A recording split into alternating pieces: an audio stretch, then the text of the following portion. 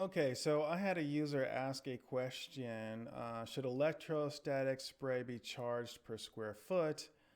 And goes on to say, I read somewhere that's 25 cents a square foot in New York City, and they have 48,000 square feet, and then should they add margins?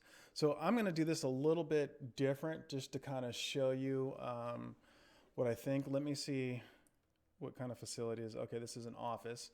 All right, so I'm just going to go down here to office space, and I'm going to pick projects only actually, and we'll go here, and then I'm going to get, I don't know if this is a recurring project. Let me find out.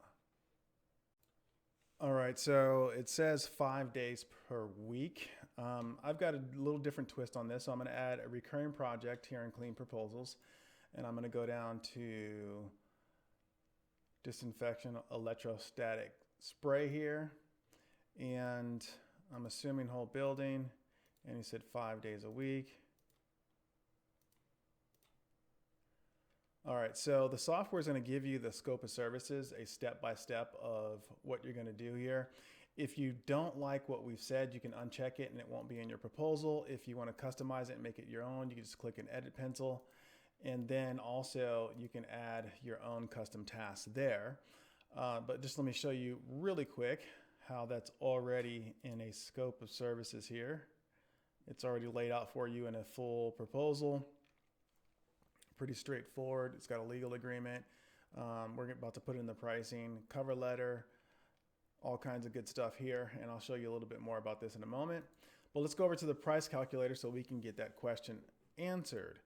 So what I would do, his name is Louis, or Luis. What I would do, Louis, is I would pick the number of cleaners that you're going to use. So say you've got one person and you're paying them $20 an hour, and you think it's going to be, I don't know, 3 hours. Okay. What you could do there is just, after that, just go down to additional expenses and say, I don't know, chemicals. I'm sure there's a better term for it. Let's say you think it's going to be $85 to spray the place, any type of technology fee to cover the use of this software and other software that you're using. If you have to pay any drive time, to an employee, or you want to account for your drive time and fuel, right? So let's say you think that's going to be, I don't know, $100 a month. And then they put in the square footage. Excuse the alarm in the background. Somebody's car alarm is going off, but that's the nature of the world. And he said 48,000 square feet. And then you put in a profit margin. So now you would know, okay, if I got one person paying $20 an hour, working 3 hours, and you want to make 30%, you would make $647.14, and you would charge $2,157 to your client, right? But the software has a lot of power in it. So let's say you wanted to say, I'm not making enough money. I want to make $750. So you could put that in there, and the software will reverse engineer your profit margin and your charge to your customer. Or what's kind of cool too, and you see how it's calculating the square feet for you. What's kind of cool is that you can also just say, let's say the customer has a budget of $3,000. You can put that in there, and the software will tell you what your profit margin is, what your revenue or your take home is, and what you're charging per square foot.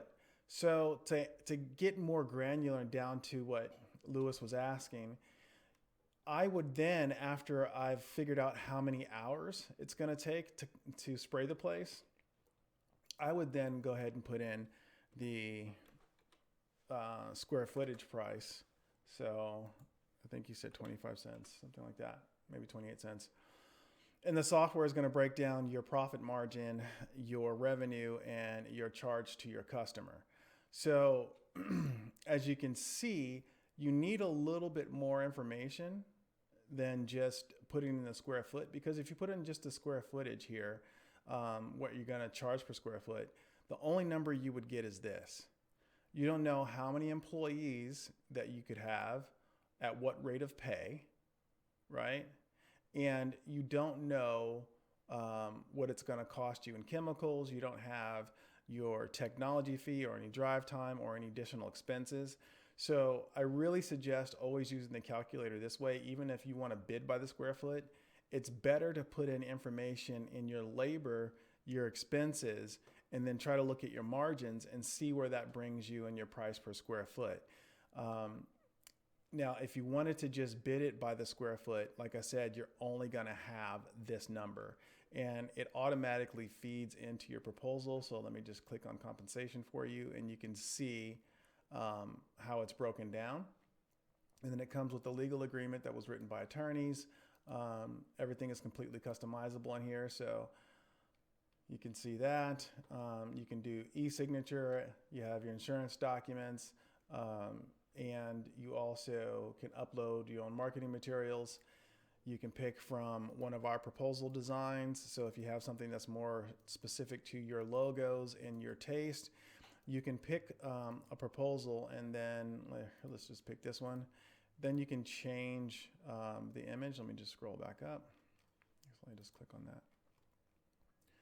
Then you can go ahead and change the image, and we have stock photos for you that you can choose from. I think we have something about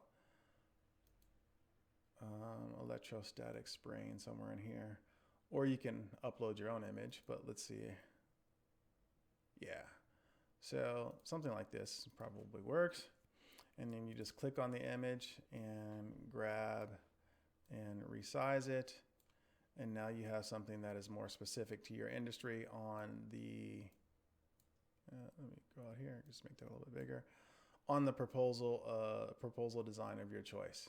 All right, so Louis, that's how I would handle the pricing on this. If you have any more questions, feel free to reach out customer service again.